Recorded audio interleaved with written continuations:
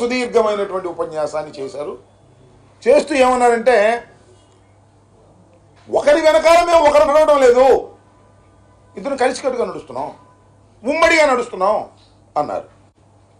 బహుశా ఆ సమావేశానికి వచ్చిన జనం లేదా జన సైనికులు చెవుల్లో పూలు పెట్టుకొచ్చారనుకున్నారు ఏమో మరి చంద్రబాబు నాయుడు గారు. ఇద్దరు కలిసికట్టుగా నడుస్తున్నారంట. మొత్తం 175 సీట్ల నుండి 24 సీట్లు పవన్ కళ్యాణ్ గారు పార్టీ ఇచ్చారు, 25 పార్లమెంట్ సీట్లు ఉంటే 3 ఇచ్చారు, ఇద్దరు సమానమే, కలిసికట్టుగా నడుస్తున్నామని చెబుతుంటే నమ్మాలి జన సైనికులు అనేటువంటి పరిస్థితుల్లో చంద్రబాబు నాయుడు గారు తన చాకచక్యాన్ని, తన మ్యానిపులేషన్ని ఉపయోగించి చెప్పేటటువంటి ప్రయత్నం చేశారు.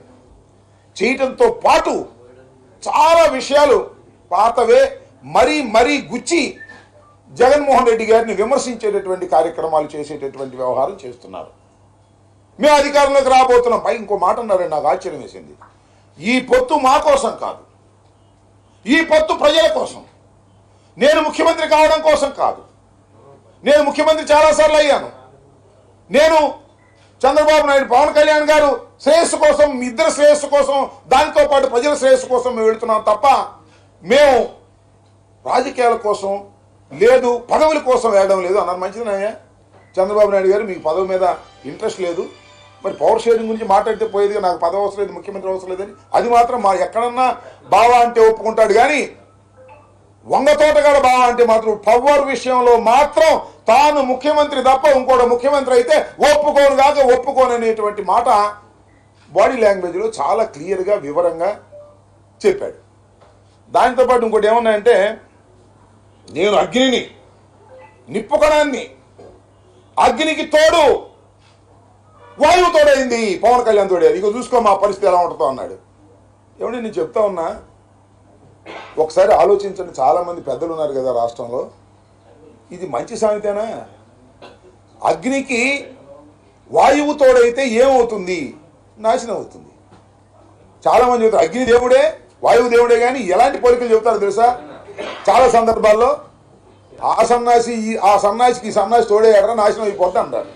అదే పద్ధతుల్లో అగ్నికి వాయువు తోడైంది, వీళ్ళిద్దరు కలిసి రాష్ట్రాన్ని, రాజకీయాన్ని సర్వనాశనం చేసేస్తారు అనే దానికి ఉపయోగించాలి తప్ప అగ్నికి ఆ వాయువు తోడైందంట జగన్మోహన్ రెడ్డి గారిని మార్చేస్తాం అనేటువంటి పద్ధతుల్లో పాపం సుదీర్ఘమైన రాజకీయ చరిత్ర కలిగినటువంటి చంద్రబాబు నాయుడు గారు ఇలాంటి చచ్చు సామెతలు చెప్పి ఏదో ఉత్సాహపరచాలనేటువంటి తాపత్రయంతో ప్రయత్నం చేసినట్టుగానే కనిపిస్తుంది తప్ప పసలేని ఉపన్యాసాలు. మీరు అందరికీ మనవి చేస్తున్నా, నిన్న జరిగిన సభ విజయవంతమైందో విజయవంతం కాలేదో నేను చెప్పాల్సిన అవసరం లేదు. ఒక్కసారి సిద్ధం సభలు చూడండి. 3 సిద్ధం సభలు నిర్వహించాం వైఎస్ఆర్ కాంగ్రెస్ పార్టీ నాయకత్వంలో. మా సిద్ధం సభలు ఎలా జరిగాయి, మీ సభలు ఎలా జరిగింది, ఇవాళ ఒక్కసారి చూస్తే సిద్ధం సభ విజువల్ చూడండి. నిన్న జరిగినటువంటి తాడేపల్లి గూడెంలో జరిగిన జెండా సభ యొక్క విజువల్ చూడండి. దాని మీద ఉన్న వేదిక మీద ఉన్నటువంటి వ్యక్తుల యొక్క ముఖాలు చూడండి, ఎంత నీరు గారిపోయినాయో.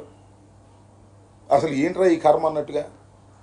4 గంటలకు ప్రారంభించాల్సింది 6 గంటల దాకా జనం రాకపోతే బిక్కుమంట వచ్చి మాట్లాడాల్సిన పరిస్థితి వచ్చింది అనేటువంటి మాటలు వినిపించాయి తప్ప ఎక్కడ ఉత్సాహం లేనటువంటి సందర్భమే అది కనిపిస్తుంది తప్ప ఉత్సాహాన్ని ఏ మాత్రం పెంపొందించినటువంటి సభగా పేల్చి చెప్పేశారు విశ్లేషకులని ఈ సందర్భంగా నేను మనవి చేస్తున్నా. అంతేకాదు, తర్వాత చివరిలో మాట్లాడాడు పవన్ కళ్యాణ్ గారు, జనసేన అధినేత. ఏం మాట్లాడాడో నాకు అర్థం కాలేదు, మీకైనా అర్థమైందేమో ఆలోచించండి. రాజకీయాలకు పనికొచ్చే మనిషినా ఆయన? ఎంత ఆవేశంగా మాట్లాడతాడు, ఎంత అధ్వానంగా మాట్లాడతాడు, ఎంత ఎగిలిగా మాట్లాడతాడు. ఏం మాట్లాడుతున్నాడు? ఏమంటాడు? మఖ్యలు ఎదగదన్ని మడత మంచంలో పెడతావా? ఎక్కడ నేర్చుకున్నావా ఈ డైలాగు? ఎవరు రాశారు ఈ డైలాగు? త్రివిక్రమ్ రాశాడా? ఎవరు రాసిన డైలాగ్ చెప్తున్నావు? ఏంటి నాకు అర్థం కాదా? మీకైనా అర్థమైందా అని అడుగుతా ఉన్నా జన సైనికులారా. అంతేకాదు, ఇంకో మాట అన్నాడు, అసలు మనకి 24 ఏంటి, అది 24 తీసుకునే శక్తి ఉందా? ఎవరైనా ఒక రాజకీయ పక్షం పార్టీ పెట్టుకుంటే మా రాజకీయ పక్షానికి అపారమైనటువంటి బలం ఉంది, మా రాజకీయ పక్షాన్ని ప్రజలు మెచ్చుకుంటున్నారు, మాకు ఉద్దండులైనటువంటి సైనికులు ఉన్నారు, మాకు నాయకులు ఉన్నారు అని చెప్పుకుంటారే ఎవరైనా. ఏం కర్మయ్య ఇది? నాకు అర్థం కాలేదు. మనకు 24 సీట్లు ఇవ్వటమే ఎక్కువ? మనకు అసలు దమ్ముందా? మనకు అసలు బూత్ మేనేజ్మెంట్ చేసే వాళ్ళు ఉన్నారా? మన దగ్గర డబ్బు ఉందా? మనం 500 మందికి భోజనాలు పెట్టగలమా? అసలు మనం 24 సీట్లకు పోటీ చేయగలమా? మన పార్టీ ఇంత అధ్వాన్నంగా ఉందే. ఇంత అధ్వాన్నంగా ఉన్న పార్టీకి చంద్రబాబు నాయుడు 24 సీట్లు ఇచ్చాడే గొప్ప విషయమే అని చెప్పేటటువంటి ప్రయత్నమే చేశావే. ఏమిటి రాజకీయం నేను అడుగుతా ఉన్నా. జన సైనికులారా ఆలోచించమని మనం చేస్తున్నా.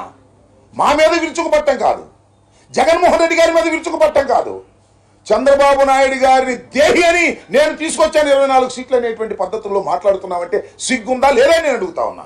నిన్ను నమ్ముకున్నటువంటి జన సైనికుల పరిస్థితి ఏమిటని అడుగుతా ఉన్నా. ఏం దుర్మార్గం ఇది? నాకు అర్థం కాదు. అంతేకాదు నన్ను ప్రశ్నిస్తారా?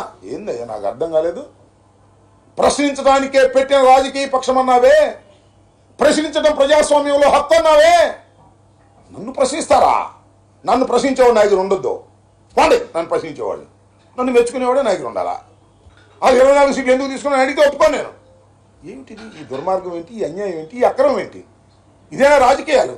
నేను చాలా సందర్భాల్లో చెప్పా, ఇప్పుడు కూడా చెప్తున్నా. పవన్ కళ్యాణ్ అనే వ్యక్తి, నాకు గౌరవమే పవన్ కళ్యాణ్ గారు అంటే, నాకు ఏ విధమైనటువంటి అగౌరవం లేదు. చిరంజీవి గారి తమ్ముడు, మంచి సినిమా యాక్టరు, బ్రహ్మాండంగా సినిమాలు ఆడతాయి. మా కులంలో పుట్టినవారు, అగ్రస్థానానికి వెళ్ళిన వాళ్ళు సమాజంలో ఒక రంగంలో, వీఆర్ లైక్ దెమ్.